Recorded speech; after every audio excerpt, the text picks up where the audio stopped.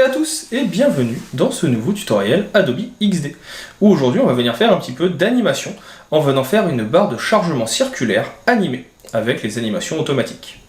C'est une des fonctionnalités phares du logiciel d'interface de Adobe, comment utiliser les micro-animations, comment les mettre en place et comment, à partir de choses fixes, vous pouvez réaliser cela. Et bien c'est tout ce que vous allez découvrir dans cet extrait de ma formation complète. Encore une fois, le lien est disponible là, juste en dessous dans la description. Quoique maintenant c'est dans la description sur les côtés, je ne sais plus exactement où c'est. Bref, je vous laisse aller voir. Vous y retrouverez également un petit code promo à moins 20% pour vous permettre de pouvoir vous former à moins cher. Si jamais la formation vous a plu, un petit like, un partage, un abonnement, bref tout ce qu'il faut. On continue à développer la chaîne tous ensemble. Dans tous les cas, je vous dis à tout de suite et je vous souhaite un bon visionnage de la vidéo. Une des animations qu'il est assez intéressant de venir réaliser est très simple, c'est celle d'un cercle qui va tourner sur elle-même. Pour cela, on va venir tout simplement donc faire un premier cercle qu'on va venir centrer dans la composition. Je viens le placer en plein milieu.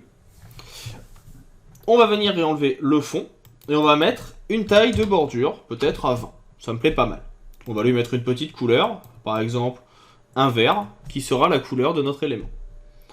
Je vais venir augmenter l'espace. Donc on va venir l'agrandir énormément. Vous connaissez le principe maintenant, on a déjà vu ça. Pour aller plus vite, je vais même venir l'écrire directement. On va écrire 1000. De cette façon, on va avoir un petit pointillé tout seul. Et en augmentant la taille du pointillé, vous voyez ici, on va pouvoir avoir quelque chose qui soit assez grand. Ça sera notre premier élément. Je vais venir ici le mettre en arrondi. Comme je le disais, c'est le premier élément, c'est pour commencer. On va ensuite le transformer en composant. Donc soit vous cliquez sur le petit plus ici, soit vous venez faire un clic droit et créer un composant. Ça nous permet ici d'avoir donc notre composant qu'on va renommer ici pointillé. Point. Ce point, on va l'utiliser pour le faire tourner sur lui-même. L'idée étant qu'il faut qu'il fasse le tour complet. Donc pour ça, petit raccourci que l'on a déjà vu, c'est CTRL D. Ça permet d'en faire une duplication. Et ici, je vais venir demander à ce qu'on fasse une rotation. Alors d'à peu près 30 degrés. Si c'est trop, on vient réduire. Donc là, on va peut-être mettre à 20. Comme ceci. On vient ici faire un CTRL D. On passe à 40. On vient faire un CTRL D. On passe à 60. Donc là, vous allez augmenter de 20 à chaque fois. L'idée étant de venir faire un tour complet. 80. CTRL D. 100. Hop là. Ça, on va laisser l'opacité à 100%, c'est mieux. CTRL D, 120, etc. etc. Jusqu'à ce qu'on ait fait le tour complet, de façon à avoir donc notre forme. C'est le plus long ici de venir réaliser cet effet, mais vous verrez que le résultat en vaudra le coup. 180, 200. Donc là, on est déjà un peu plus de la moitié. Il faut qu'on aille jusqu'à, vous vous en doutez, 360 pour avoir notre tour complet. C'est pour ça que ça va assez vite quand même de faire du 20 en 20, parce que forcément 300, 340, 320 d'ailleurs, j'étais trop vite. Et CTRL D, un dernier qu'on va faire 340. Donc là maintenant, si je sélectionne tous mes points, j'ai bien le tour complet de ma forme. Bien sûr, si vous faites des pointillés plus grands ou plus longs, vous aurez moins d'éléments à dupliquer. On va venir faire un CTRL C pour copier l'intégralité et venir sur notre autre plan de travail et faire un CTRL V pour le coller. On va ensuite venir à cet endroit, sélectionner tous les points sauf le premier. Et on va venir dans notre partie ici de rotation les remettre à 0 pour que tout revienne sur le premier. Alors là, il y a un petit effet de pixelisation. Pas d'inquiétude, c'est juste parce qu'on a énormément d'éléments et que je l'ai peut-être fait un petit peu trop grand. Et maintenant, si je passe dans Prototype, ça va être assez simple. Je vais venir sélectionner mon plan de travail et on va venir ici le faire passer à côté. On va venir nous mettre en délai. Donc là, je vais mettre un délai de 0,6 secondes. On peut mettre 0,8.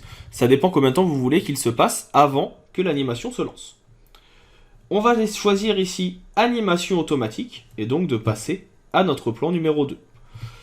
Pour les retrouver, n'oubliez pas que vous pouvez renommer les plans avant et après.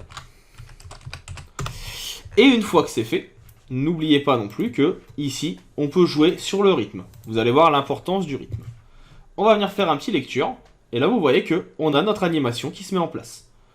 On a notre effet de décélération, mais on pourrait demander que ce soit au contraire une accélération.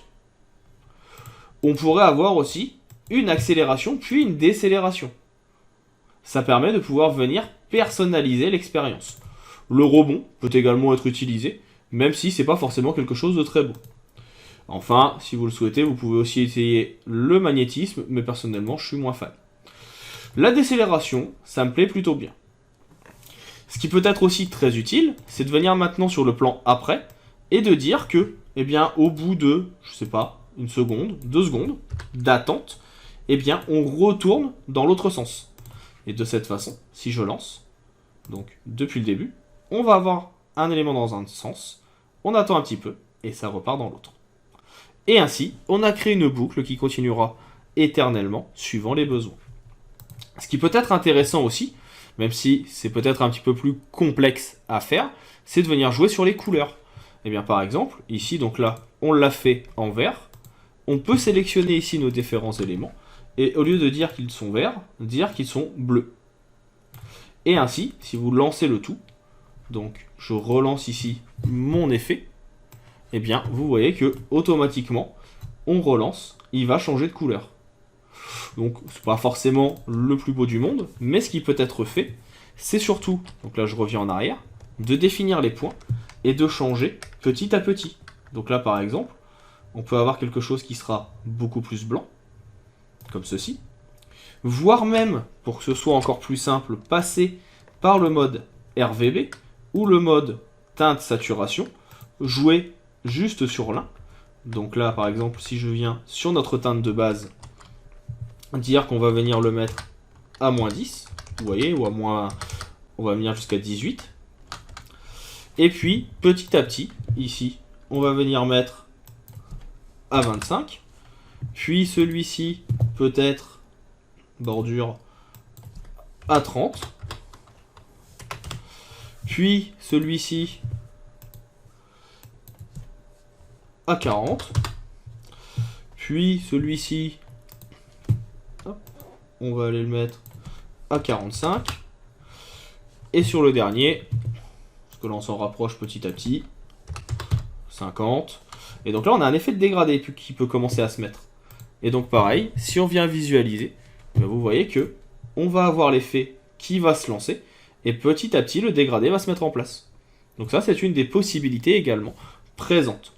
Donc vous voyez que c'est très simple à mettre en place, ça va très vite et ça peut donner des effets graphiques assez intéressants. Là, on l'a vu en mode avant-après avec une zone circulaire. On va maintenant passer à la création d'un loader dans la prochaine vidéo.